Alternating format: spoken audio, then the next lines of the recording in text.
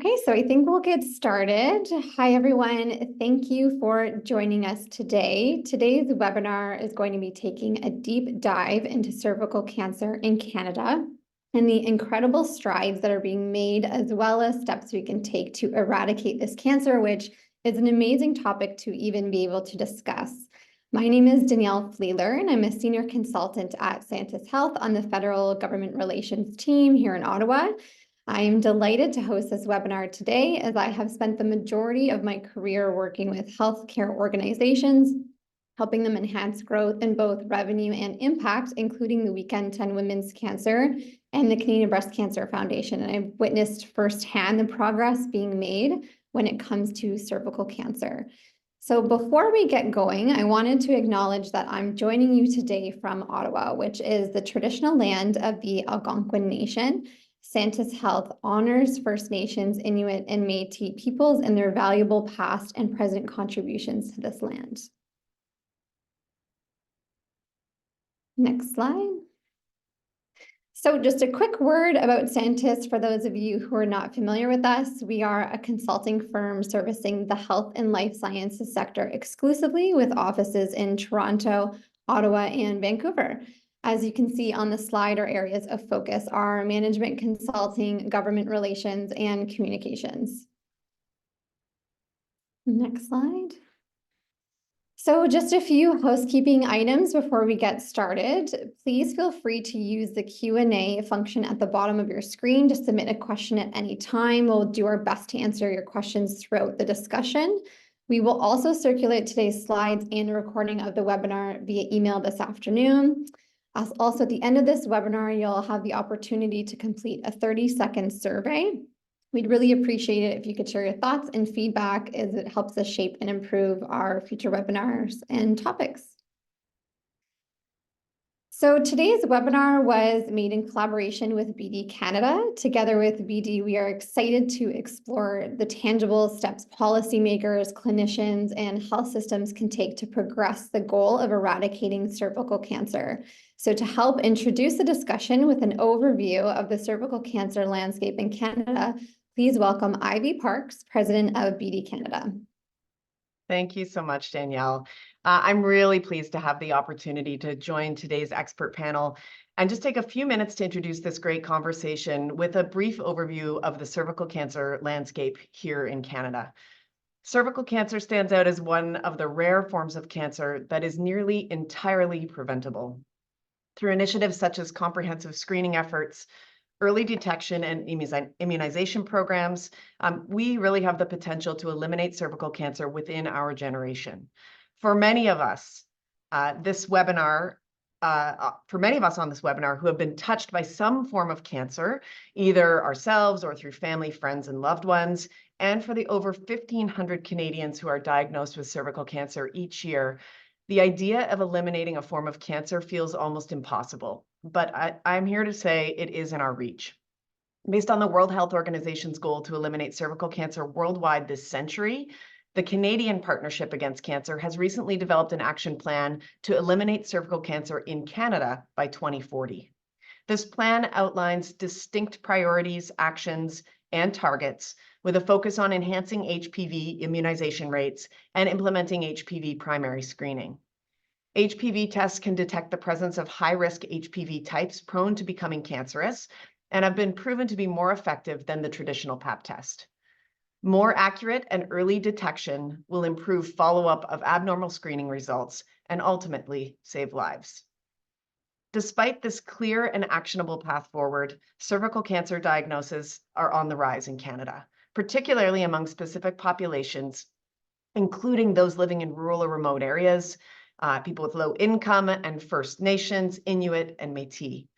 In other words, cervical cancer doesn't impact everyone in the same way, and addressing this inequity is going to be really critical for success. I'm really pleased to be here to help open up this conversation today, because BD-Canada has a vision to help shape the future of women's health. We are committed to working towards eliminating the barriers women have historically faced, and we've developed a women's health portfolio to realize this vision. We're working collaboratively with health ecosystem partners and policymakers to improve outcomes for Canadians, because we know the hefty cost of doing nothing. The cost is beyond dollar figures. These are patients who could have an early diagnosis and better treatment options available for them. We're really proud today to bring together this expert panel during Cervical Cancer Awareness Month to explore the tangible steps policymakers, clinicians, and health systems can take to truly advance the goal of eradicating cervical cancer. So thank you to Dr. Jahu, Michelle Halligan, and Caitlin Oshus for lending your voices today and for all the work that you're doing that is contributing to a future free from the burdens of cervical cancer. I'll pass it back over to you, Danielle. Thank you so much, Ivy, for introducing today's conversation. Now let's turn to our expert panelists. Michelle Halligan is the Director of Prevention, Performance Measurement and Evaluation at the Canadian Partnership Against Cancer. Dr. Jahu is a specialist physician and Chief Executive Officer of 19th Zero, and Caitlin Oshus is the Senior Director of Global Public Health at BD. So I'll now turn it over to each of you for more detailed introductions, starting with you, Michelle. Hi, everyone, and thanks for having me today, Michelle. I'm joining today from Treaty 13, otherwise known as Toronto. Being a woman, I think it's probably pretty clear why eliminating cervical cancer could be important. And any way we can improve women's experiences with the health system, I'm on board for. I've spent nearly my entire career in cancer, and this is the first time we've ever talked about eliminating a cancer in the world, in this country. So I think that's pretty exciting in and of itself. Never mind that we've got the tools to do this and we're pretty close. So really happy to be here, really happy to be amongst these awesome panelists. Thanks, Michelle. And Josh?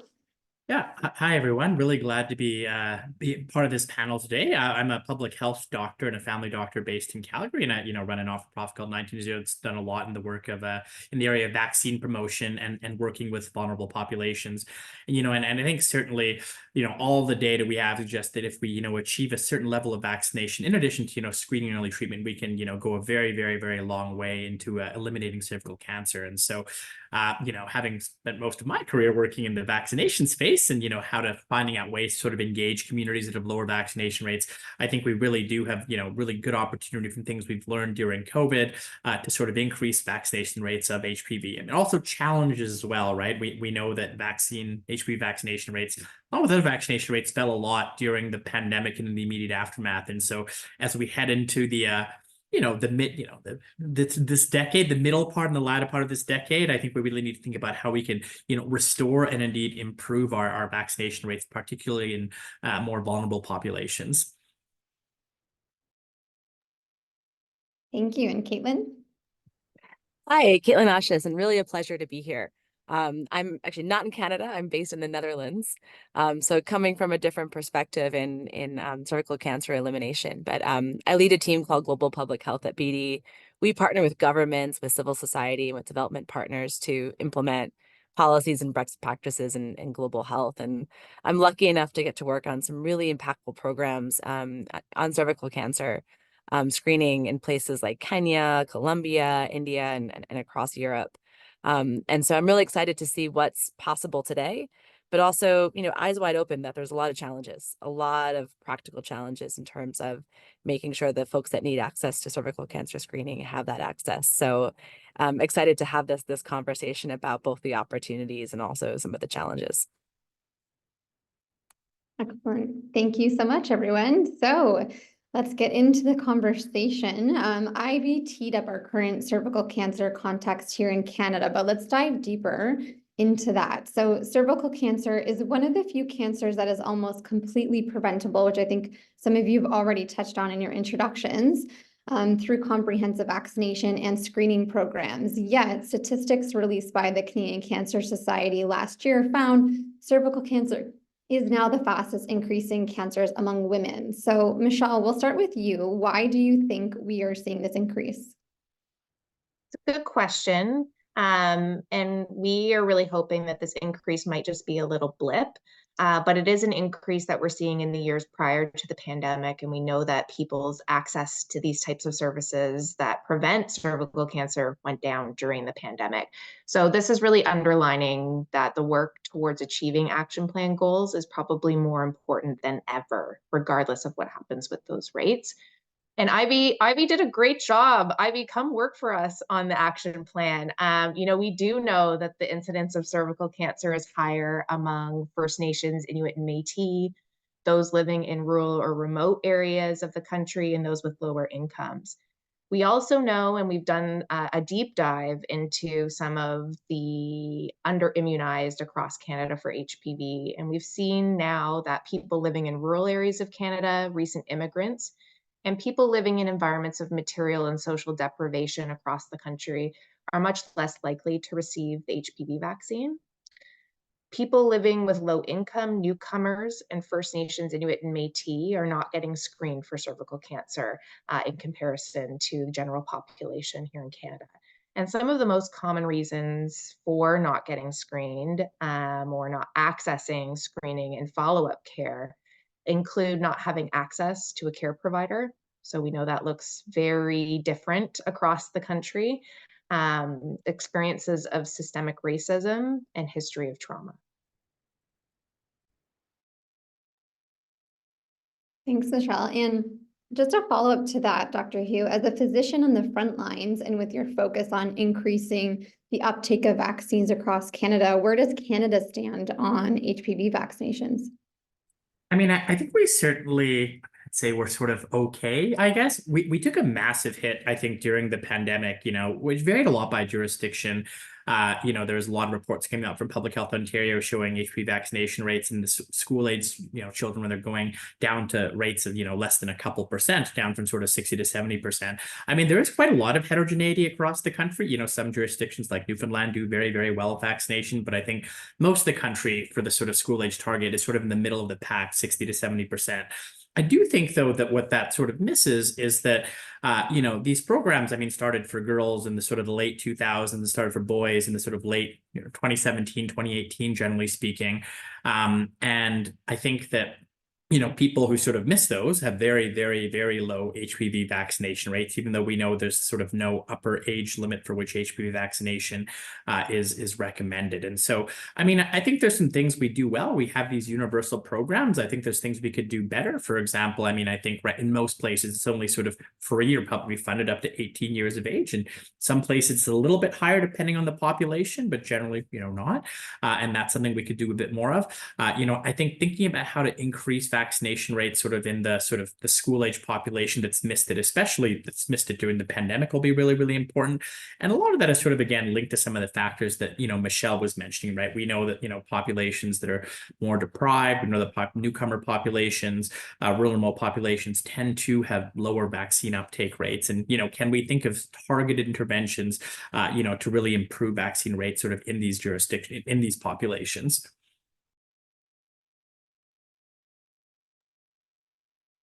Yeah, excellent. Thank you so much. And just Caitlin, in your global public health role and seeing as you live in the Netherlands and we're sort of comparing Canada to other countries, you have a unique global perspective on this issue. So how does Canada's cervical cancer landscape and eradication goals line up with other countries? If you could speak on that.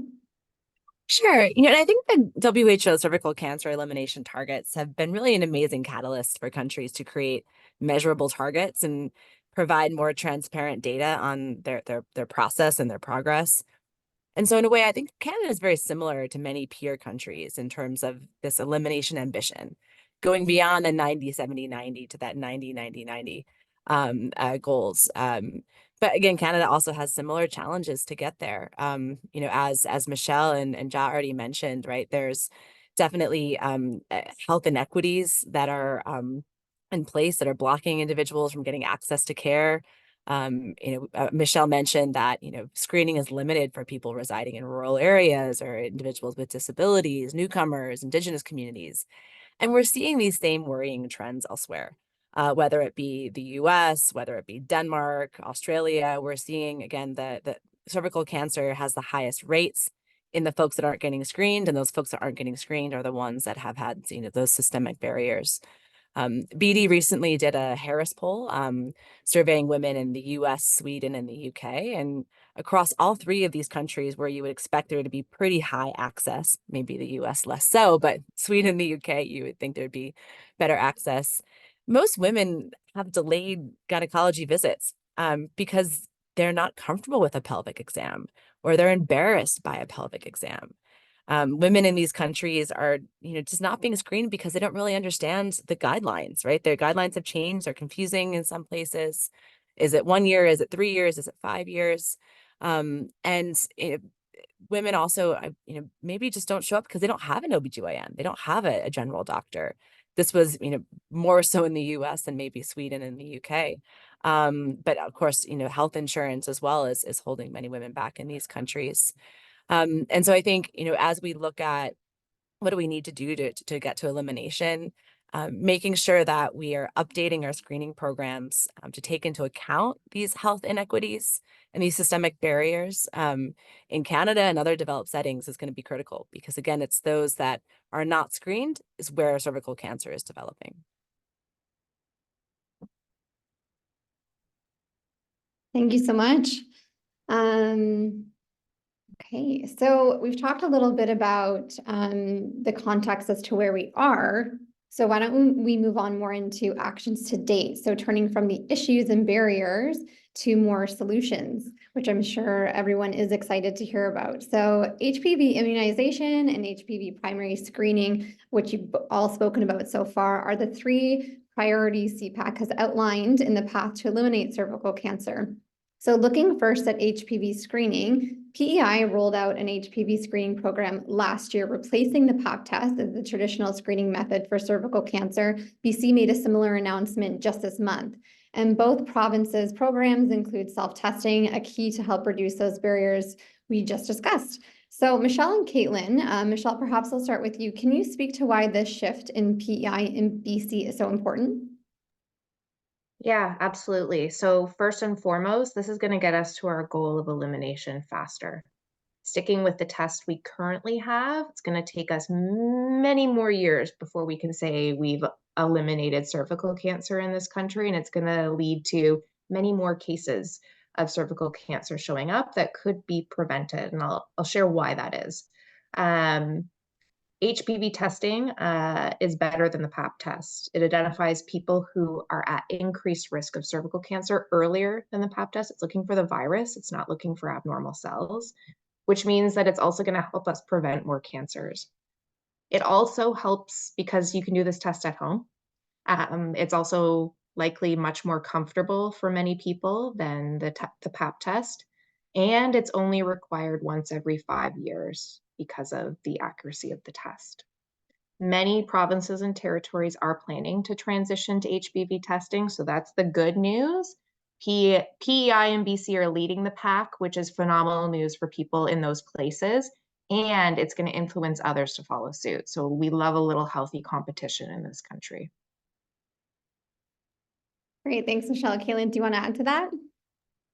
Yes, I mean, a lot of what I say will echo what Michelle said. I think it's really exciting because over 2 decades of research have demonstrated that the HPV test detects more disease than cytology or than the pap alone. And this provides us more reassurance that if someone's negative, that they're negative, and coming back after 5 years is appropriate. And so again, taking off a lot of that burden on the individual. And today, the WHO recommends HPV primary. Many other organizations, such as like the American Cancer Society, many European countries, Australia, New Zealand, have made that move as well to HPV primary.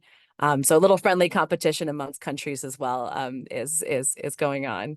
But I think this is a huge move for public health, because it means that people with cervixes have access to a test that can, again, detect precancer, and they can have that access in many more places, at home, in a clinic, in a camp setting, in a screening drive.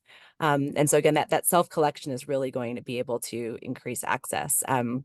I was looking into the literature recently, and there was a meta-analysis that was recently published with over 154 observational and randomized control trials with over 480,000 women, demonstrating that self-collection nearly doubled the probability of screening uptake compared to clinician-collected samples.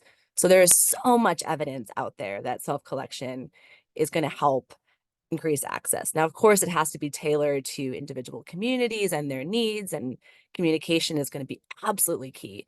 But just this technology and the move to HPV opens up so many doors to be able to better access people where it's convenient. Yeah, those are incredible statistics. And Dr. Hugh, I want to move to you a little bit in a moment in regard to the immunization piece of this. But one part I think that keeps coming up is sort of the education piece to this and linking, HPV to cervical cancer. And especially when it comes to the Canadian public, can you speak a little bit more about where I think education lies? And I think, Caitlin, you were just speaking to this a little bit in terms of communication is going to be incredibly important. I think from your primary care provider to the Canadian public, but also just broadly, in terms of public health and the role that the federal government can play in when it comes to that. But education and why HPV and cervical cancer are related, I think is a really important question. So I think, Michelle, this is kind of your area that you play in, and then Dr. Hugh, I'll come to you next. But if you could just touch on that, that would be great. Sorry, could you repeat the last part for me again, Danielle? Sure, just the role that education, I think, can play, especially when it comes to with the Canadian public linking HPV to cervical cancer. So I think people might hear the immunization about HPV, but what does that mean? How is that preventing cervical cancer? Do Canadians know that? Do they understand? Sometimes you'll hear the links between HPV and there's all these strands, and what does that mean? So just to talk a little bit more on the role that education can play, I think, in general, when we're talking about this. Yeah, so there's an awareness component definitely for vaccine. And one of the biggest opportunities we have, and I'll let Josh speak to all of his experience in the world of vaccine, is that people don't necessarily think HPV and cancer. They think HPV and sexually transmitted infection. And then stigma comes along with that, or later in somebody's life. No, actually, this is going to prevent cancer, and you want to get it now. And there's a whole need to shift to stop thinking about sexual health so much, and let's just put this in the cancer space. So there's a huge, massive opportunity there. There's also a big opportunity when it comes to thinking about people's health wellness screening. Again, cancer is a bit scary for younger populations. It's not relevant. They're not there in their mind. So how is this just about taking good care of yourself, getting the tests you need, your regular wellness checks to make this happen? But I do think that there's a huge opportunity in relation to, this is one of the easiest ways to prevent a cancer. Get vaccinated, go to your screening when you're eligible. Amazing. It's a simplicity, I think, that will matter, right? So Dr. Hu, did you want to add to that a little bit? And then there's some questions coming in from the audience too we can address. Yeah, I mean, I totally agree. I think we're kind of maybe fortunate in a way that this vaccine generally prevents, I guess some other Hep B vaccines also kind of prevents cancer. By and by, our vaccines prevent infectious diseases, and I think cancer hopefully sounds a bit more concerning to people than infectious disease. I mean, we've certainly sort of seen the limits of sort of vaccine uptake, especially for respiratory viruses, and kind of across the world and a little bit in Canada. Since the pandemic, we have sort of seen a mass declines in interest in COVID vaccines, but a slight, I'll say 5 to 10% decline in interest in routine childhood vaccinations, including HPV. And so I think that reframing how it's not just about STIs, it prevents cervical cancer, prevents other types of cancers as well, head and neck cancer. is going to be really, really, really key in trying to increase our uptake rates. I mean, even before the pandemic, when we had some declines, it's not, problems are sort of 60 or 70%. And of course, we wanted 90%, which is, a pretty reasonable gap. And I think that the key to that really is going to be around education, understanding what messages resonate with people. And I think a big part of that is going to be reframing the whole thing around cancer versus anything else, because cancer does still, I think, in the mind of today's public, sound pretty scary and concerning. And from some of the surveys we've actually done, a lot of folks don't necessarily know that, that's sort of the primary thing it prevents, especially some of the non-cervical cancers. So quite critical. Well, thank you so much. So there is one question. So is there a fee for self-collection testing? Michelle, you kind of spoke about this. So if you have an answer to that, that would be wonderful. Right now, it depends where you live. So if you're somebody who's lucky and lives in BC, guess what? As of this coming month, you've got access, covered publicly. And in PEI, it's coming with the rollout. And in some places, there are pilot projects going on by province and territory. So keep your ear open. The goal is really to have this rollout as publicly funded at home where it's available. I will say that in some places, it is privately available for purchase through private labs. So you can access it if you wish to pay out of pocket. Okay, thank you. And the next question. So what are some of the tools at the community level to ensure the public feels empowered and understands the role they can play in screening? Caitlin, maybe I will pass this one to you. Sure. Well, I think the first that comes to mind we've been talking a lot about already is self-collection. I can provide a personal experience. I live in the Netherlands, where self-collection is now actually the default. That's kind of it's opt out if you don't want to do self-collection and go to your GP instead. I work full time. I've got 2 kids. Like many people on this call, I've got a busy life. And so I was very happy to have something that I could do at home in my own time. I found the time to do my own self-collection kit. It was easy. It was, well laid out, came with a prepaid envelope that you just stick the collection device in, plop it in the mail, again, on your own time. And so it was something that, again, helped me know I was doing the right thing for my family, but also could work around my family's schedule. So I think, that empowerment is absolutely key. Other than, of course, self-collection, I think just education, as we've discussed, knowing what to do for yourself and also what to recommend for your peers, your friends, your kids is really important. So making sure that education is available when we need it, right? So education at your kid's doctor's office, if there's a pamphlet about, HPV testing is a good place, education at schools, education in community events, right? Places that is relevant within an individual's life, rather than having to kind of search out the information, is going to be really important. Thank you so much. So before we move on to the next sort of topic, does anyone have anything else to add on this one? No? Okay. So we've discussed the challenges around access and some of the progress to date here in Canada, but there is a long road ahead of us to meet Canada's pledge to eliminate cervical cancer by 2040.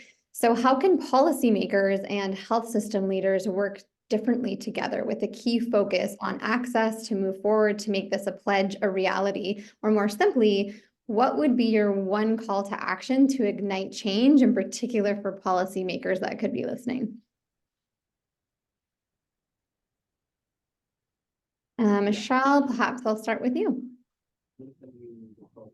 Thanks. This is a hard question, just to pick one, because I have many. So I'm going to go a bit overarching, and I think, it's something that all of us have been discussing in some of the responses we've been giving today.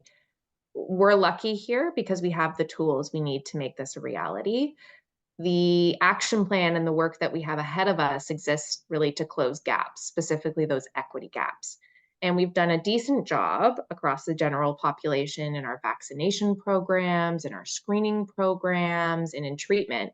Where we need to focus is around the margins. If we do a better job there, we'll do a better job for everybody. And that's really the spirit behind the action plan and our commitment to elimination. So definitely it's about centering on those groups who we haven't done a good job at including and reaching with the programs that we have.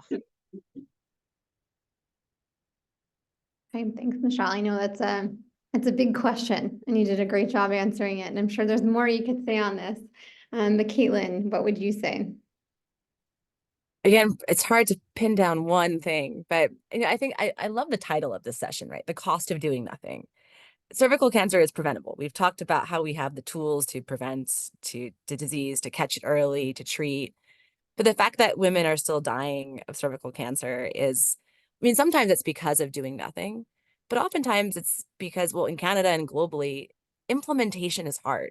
Right? Over my career in public health, I've seen like many instances where a guideline can be perfect on paper, but where lives are saved, it's in that kind of cross section between different partners in the healthcare system, public, private, community leaders, when they get together to figure out how to work through the details, the nuanced logistics of delivering kind of a patient-centered program. And so I think, my call to action would be that we need to map out the patient pathway. We need to think step by step how different types of patients in different types of places are going to access care. What are going to be those barriers, and how do we tailor interventions, as Michelle said, around the margins to make sure that we're really meeting the needs of specific populations. Again, when it's when it's on the ground, when it's actually out there in the population.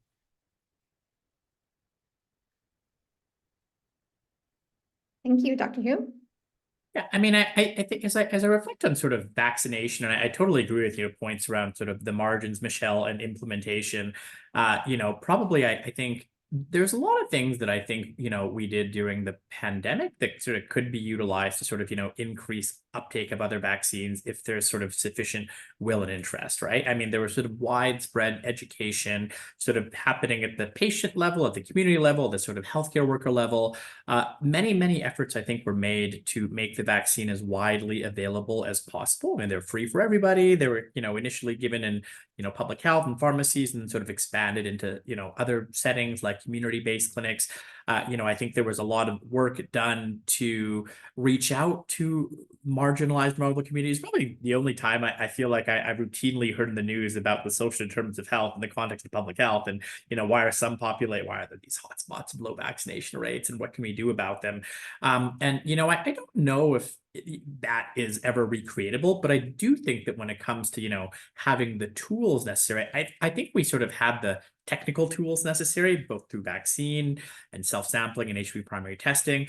I think we also sort of have learned, at least through one recent public health experience, some of the, I'll call them the sociological tools necessary. How do we build these relationships? How do we build the education? How do we just make things as easy as bloody possible for people to get? But the question I think really remains whether or not we can sort of mobilize enough to deploy these things as fulsomely as possible, both the sort of the science and the sort of community engagement pieces. I think if we do that, we can really drastically sort of increase vaccine rates. I think we can always learn from jurisdiction. Again, Newfoundland, I mean, they do very well with vaccines, every type of vaccine. Maybe we can sort of learn a bit from them. But I think so I sort of ramble on it. I do think that if we sort of deploy some of the things we learned during the pandemic, we should be able to at least sort of increase our vaccine rates from where they are today. Absolutely. It's a big task, but I think the key is having these conversations like today and bringing all of these collective people together. As you said, Dr. Hu, sort of mobilize. That's the key, right? We have the information. We have a lot of the resources. We just need to mobilize everyone for sure. So we're getting a lot of questions. So I wanted to move into some of those as there's a lot of dialogue happening. So some are a little bit more specific and some are a little bit more broad. So first, someone has asked, can you request an HPV test with your doctor instead of a Pap test? So my guess would be this is going to vary by province. But Michelle, I think if you can answer this, that would be great. Yeah, so in general, probably no. In some of the places where that lab technology exists and is available, sure, they may not know where to put you in the system, and you may have to do some of that research on your own. Fast forward as this rolls out across jurisdictions, that switch is going to be, automatic, and you're not going to have to ask for it. But right now, while we're in those transitional days, it's, PAP as usual. PAP is fine. HPV test is just way better. So, still go for your screening if you're eligible. Don't just sit and wait and be like, I'm going to wait for that awesome test. No, please go. And hopefully it'll be in your backyard soon. Yeah, that's a great point. I think still acknowledging the benefits of the PAP test, right? Like, we don't want to say stop doing that. Just there's a better alternative coming your way, but still in a really important kind of note that we should still be screening and still be taking the test in the meantime. Absolutely. So this is a bigger question, and I think if all three of you could answer from your perspective, that would be great. But what is the biggest challenge to 2040 eradication? I think we've spoken about some of it and what we can do, but what are some of the obstacles and some of the challenges that maybe policymakers are facing, or, in Canada we're facing specifically? Maybe Caitlin, we'll start with you. Sure. Well, I think we've talked about, many of the challenges to limiting cervical cancer are the same challenges just to providing good, equitable healthcare to our whole populations, right? So I think, some of the just systematic barriers, systematic inequities we've seen are going to be what hold back, cervical cancer screening. But I think another challenge is also this kind of the title, again, do nothing, right? If we wait till we have the perfect policies, if we wait till we have everything in place, we're going to be having this conversation, in 2039 going, where, how do we get there, right? And so I think it's really important to start and learn along the way, make sure that we've got systems in place to track who's not showing up, figure out what we can do better, but it's just to start really and get experience as we go. Thanks, Caitlin. Michelle, do you want to add to that?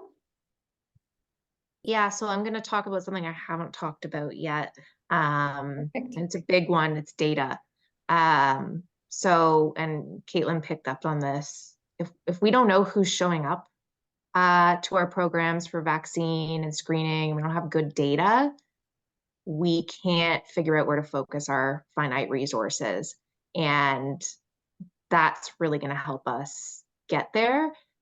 In a country like Canada, where we have a federated model of health and we have many different systems going on and no national vaccine registry at this time, we are kind of doing things in the dark, which isn't ideal. It doesn't help public health or screening programs use their dollars where they need to the most.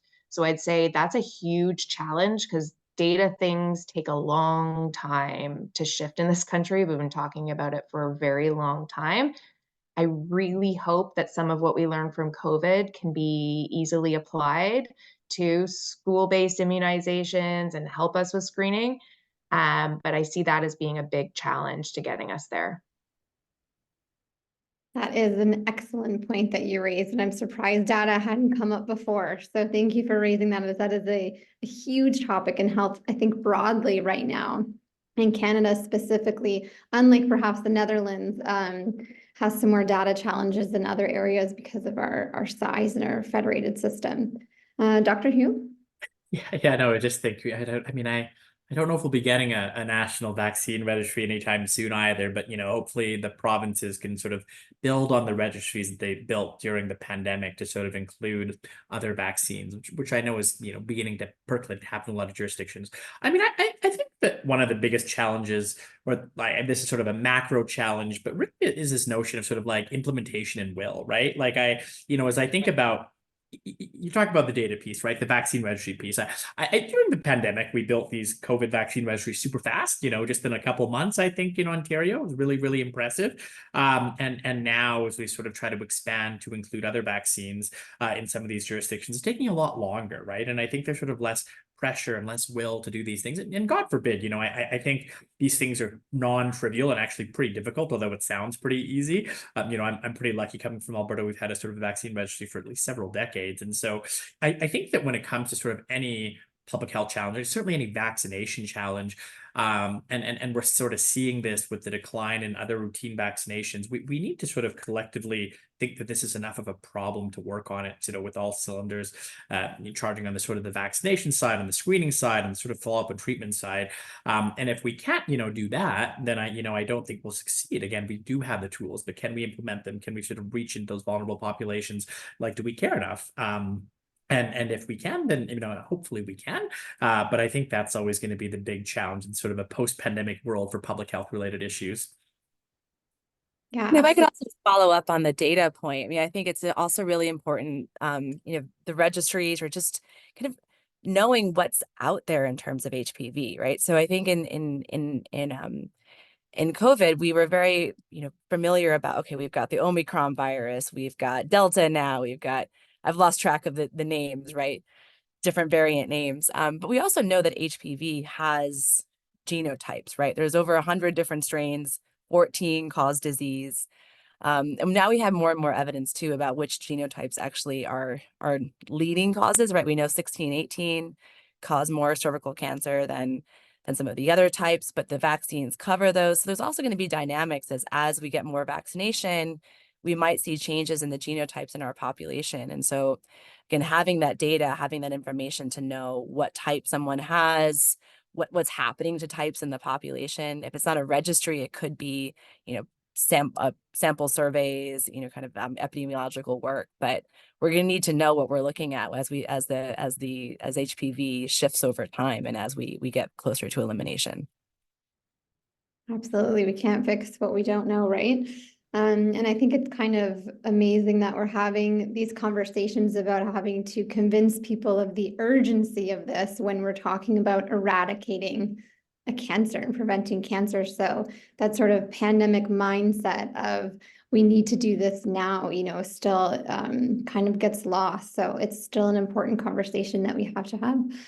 So next question is this a smart policy? Why are some of the provinces still focused on PAP versus HPV screening? So I guess that kind of conversation you were touching on, Michelle, of why haven't they moved over? Why isn't everyone doing this right now?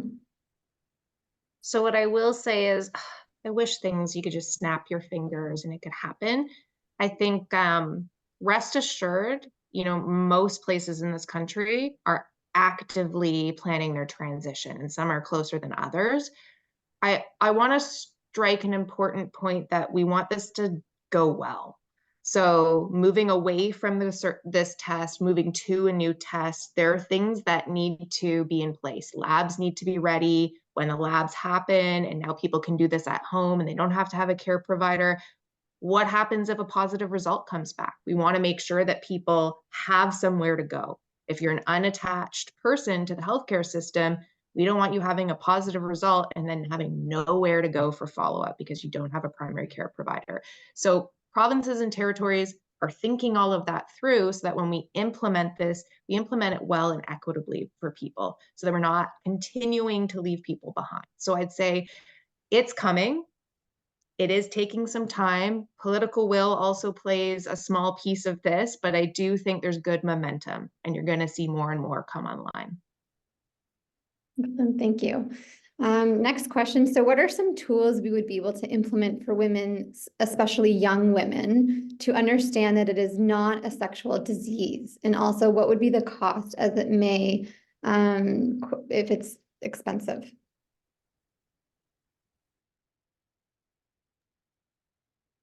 Any ideas on that one, anyone? I can touch on cost. So the transition to HPV testing is quite cost effective. So it's all good. We can shift from one test, move to another.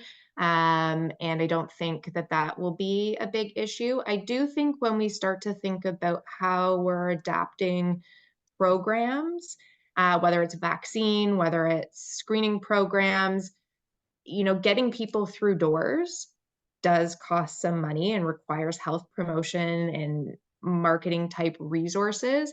And I also have to say that, it isn't always, it's a trade-off. It's about getting more people, and the people we haven't reached well, and we probably haven't spent a lot of resources on, through the door. So, from an ethical perspective, even if it does cost some money to get more people through the door, we should probably be doing that. So I'll leave it there in terms of the cost piece. Okay, and I think the next question sort of dovetails on this nicely, and maybe Dr. Hu, you can answer this, but what would your ideal provincial or federal solution to support the women who fall outside of the school immunization cohorts? So where this person lives, they missed the school immunization program and paid $500 out of pocket for the vaccination. Yeah, it's a pretty expensive vaccine, for better or for worse. I mean, I think a few things could be done. Right now, the people making equity, there is variation across the country in terms of sort of what the age limit of what the vaccine is covered for, right? And so, one way of potentially evening out that variation would be some, federal support and funding. The original it's been 15 years ago, that first national immunization strategy is effectively actually created or allowed for funding of HPV programs in girls. Actually, that was, I think, the biggest main use of a vaccination national immunization strategy. And so whether, funding comes from the feds or the provinces, I think increasing that upper age limit is going to be important. Failing that, I think, you start looking at things like out-of-pocket and private insurance, which is, fairly inequitable, I would say, although it does provide some coverage for some people. And I don't want people to think that it's sort of just and I'm really glad this person actually went out and got the vaccine. But, I think that even when the vaccine is covered, let's say up to 26, like it is in Alberta, if people don't know that it's covered, they're not necessarily going to get it, right? And so any sort of funding needs to be coupled with, initiatives that allow people to know that, you can still get the vaccine after you miss it in school, after you're sexually active. You still should get the vaccine, in fact, and hey, like, it might be free based on where you are. But, at the end of the day, the fewer barriers, whether financial, informational, we have across the country for the vaccination, the better off we'll be. And I don't think there's been much thinking around sort of, catch-ups for, people that miss in the school-based cohorts. But I think that, that might be something we actually need to do for, trying to really get the population vaccinated, because again, rates are quite low if you look at sort of like guys in their 20s, for example, who've just missed it. So. Excellent, thank you. And there's a question that sort of aligned with this as well, and maybe I'll pass this to you, Caitlin, because you touched on it before, but just in terms of getting people to go out and get this vaccination. So how much of a role does fear or play into the proactivity of patients in their, in getting diagnosed? I know, Caitlin, you said sort of the comfort of people, even just the discomfort of going into a doctor's office to do this. But can you touch on maybe the fear of getting the vaccine and being proactive? Good question. And, I think we find in general public health interventions, like fear-based interventions don't often work, right? When we're telling people, you will die if you don't do this, right? I think that might have some side effects. And so I think really kind of messaging that this is about being proactive about your health. This is about taking your health in your own hands, right? I think message of empowerment, messages around cervical health, right? Are things that oftentimes in other settings I've seen be more successful than kind of using that fear-based messaging in public health. But if the question's also, there could be a question about the fear of the vaccine, right? I mean, I think that's also something that we've had to deal with in all types of vaccinations. I think that's where, looking at data and presenting data in a very clear and positive way to the population, not trying to kind of hide around marketing, but being very clear about this is safe, this is effective. Probably and Jack can probably speak to this better around the COVID vaccine. We had a lot of anti-vax sentiments, but really I think the way around that is making sure that we're being clear in our education and the call to action, but without kind of trying to promote more fear in the process. Yeah, absolutely. And there's another question too that sort of aligns with this, but what about the fear of the stigma and the question is in the Ontario context at least, but I'm sure that this spans across the jurisdictions. There's been feedback that if you receive the new HPV test screening, that there's stigma associated because it's seen as a sexually transmitted infection. So perhaps that's another piece of the fear why someone doesn't want to go get it, in terms of being judged or the stigma around it. So I don't know if Michelle or Dr. Hu, you want to touch on that? I can start and say that this is part of that tailored approach, and really taking a look at letters, like reminder recall letters, but also consent forms for vaccine, et cetera, about, what messaging works for what people, and working with people to figure that out, because a one size fits all not going to work, right? What matters to what people, and how will we support them in making these decisions about their health? So I'll say those are kind of those active discussions and those program implementation shifts and adaptations that we're really actively supporting in the country. Yeah, I mean, I totally just agree. I mean, I've not seen the Ontario letter, but I mean, I think in general, and I think everybody knows this, but before you send out these things, you kind of want to do some testing with the audience you're sending them out to, and you do want to tailor it, but you want to balance that tailoring. I mean, ideally, you have the individual message for everybody, but that takes a lot of resources. You're going to balance that with, if I'm hitting or effectively reaching out to 95% of the population with the one set of messaging, maybe that's okay. And that sort of applies to, the letter. And the good thing about a lot of these sort of like letters you send is, these reminders, you can test them pretty easily, right? Like it's really easy to do some like A/B testing, that sort of thing. And then same principles, I think, apply to sort of vaccine messaging, as well. I mean, just picking on the fear thing, I do think, one of the things that actually drove really high uptake for COVID vaccines was actually kind of fear or concern about COVID, right? And now that people, everybody's at it, people aren't scared at all, uptake is very low. That isn't to say that a fear-based approach is the right one that should be used for HPV-related issues and cervical cancer. But I think to the point that people are making, like different messages will work for different populations for different, issues. And I think, a bit of upfront work trying to understand what works best to convince people is going to be sort of pretty important and sort of, having maximum impact in your public health campaigns. Mm-hmm.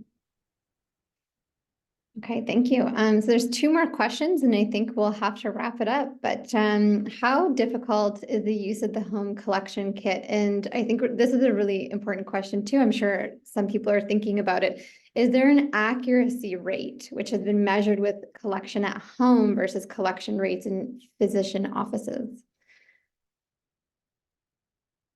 So I can take that one. So I think from a personal standpoint, having had a used a self-collection kit, it was very easy. The instructions are, usually like in pictures and pretty easy to understand. It's no harder than using a tampon, if it's not getting too personal there. But in terms of accuracy, there's been, again, quite a lot of meta-analyses and studies done. Recently, NCI and NIH did a meta-analysis and found very high agreement between self-collected and clinician-collected samples. And even across kind of development settings, I looked at a meta-analysis of 28 studies in Africa that demonstrated moderate to substantial agreement between self-collected and clinician-collected. And so what's nice about these meta-analyses and showing that correlation between clinician and self-collected is that they account for a wide variety of settings, a wide variety of types of studies, and also a wide variety of self-collection brushes, kit configurations. And so we have pretty substantial evidence that there's very good agreement and accuracy between physician and self-collected. Amazing, thank you. I'm sure they'll be happy with that answer.